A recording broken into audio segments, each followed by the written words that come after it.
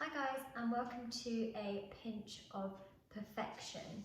Now I hope you guys are all well today, and what I'm going to be making for you guys today is a coffee and cardamom cake with a bit of a twist. So it's a really quick and easy recipe. It's delicious, tasty, and especially with this weather going on right now, nothing could be better than a cup of tea and some delicious homemade cake. So it's up to you how you want to bake it. So I am using two separate cake trays, or you can use, if you don't have two separate ones, you just have one big cake tray, that's completely fine. So the first thing we're going to start off with is by preheating the oven to 180 degrees. Okay, so once you've preheated your oven, we are going to grease our trays. So I've got some baking parchment here, and I've just popped some butter on top, and I'm going to take it and I'm just going to move the butter around the tray just to grease it. So make sure each bit of the tray gets greased. So just like that, you want to move the butter around. It's really important that you apply a good amount of butter just to make sure that the tray is properly greased, the edges especially. Okay, so once your cake tins are done, leave them to the side and get a bowl and a whisk ready to prepare your mixture. Now I've got all my ingredients to the side here, and like I said, it's a very straightforward, easy mix. So first I've got some butter, which I have heated in the microwave for about 20-25 seconds, just to soften it slightly, so it makes it a lot easier when we're mixing in the butter with the sugar. Okay, so I'm going to add the butter in. Okay, and that is going to be followed by caster sugar.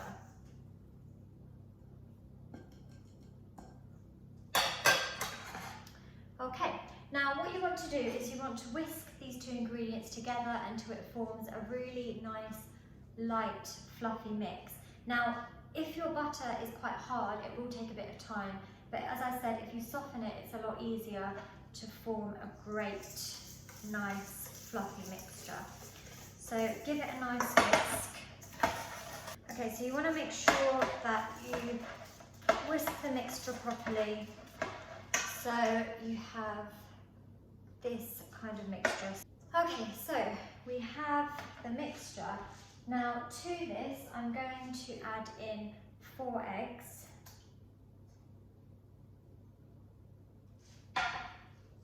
And some self-raising flour.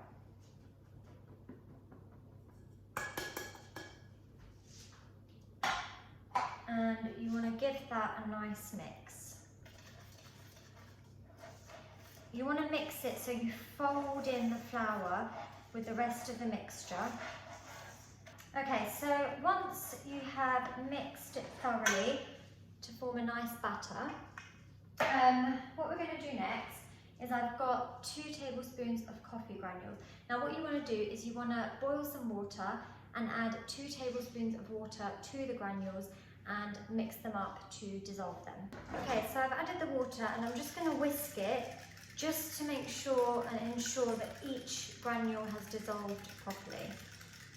Now, when that's done, you want to add it to your mix,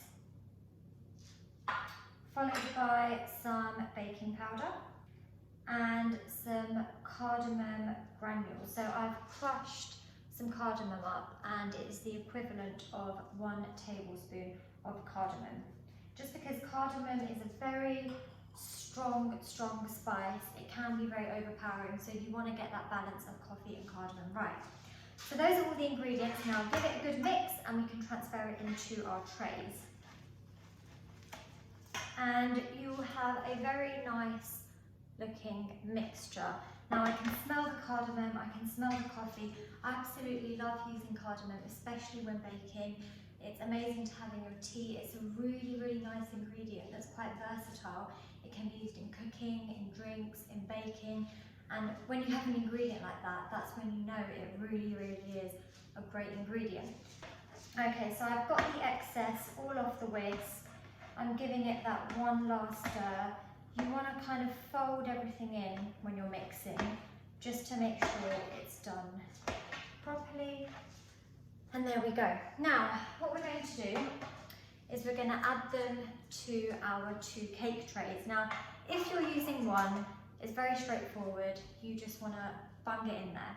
Now with 2, you want to make sure that both have equal amounts and that, like I said, they are even. So I'm going to get a spoon. Now the best way I do it is I roughly measure half and then pop them into each, and you want to make sure that they're even. That's basically it. So what I'm going to do is I'm going to roughly half the mixture, and I'm going to pop a bit into both. Okay, so as you can see, I have transferred both of them equally, and I have cleared out my bowl a bit too well actually. Okay, so now what you want to do is you want to just kind of spread each mixture out evenly in the tray.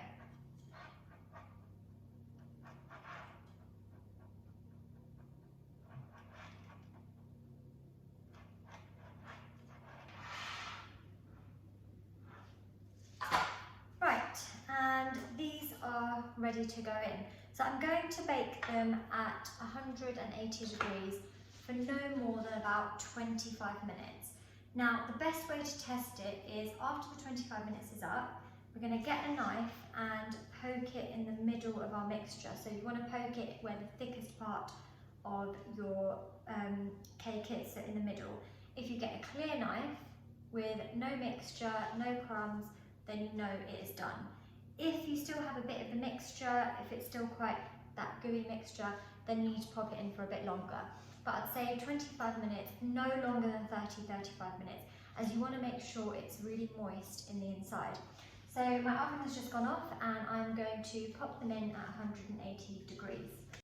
Hello guys, okay, so it has been about half an hour and my cakes are done.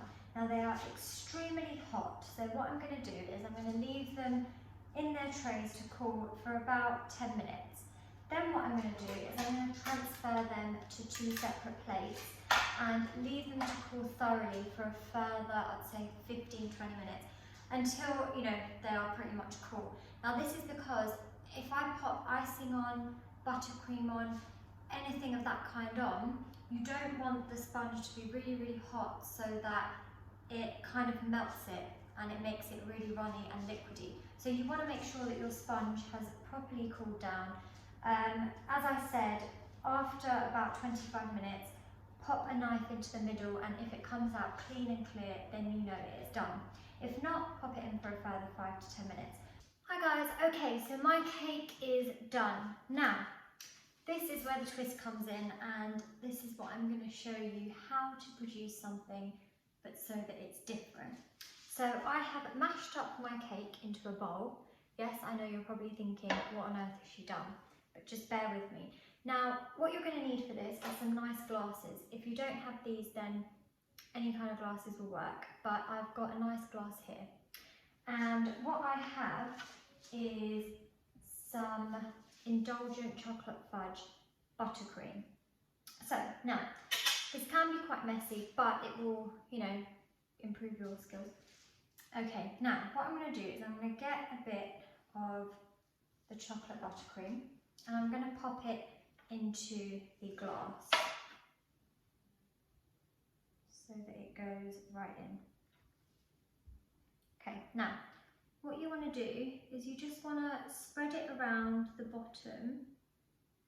Don't worry if it gets messy or it's along the edge. Just spread it around nicely. Okay.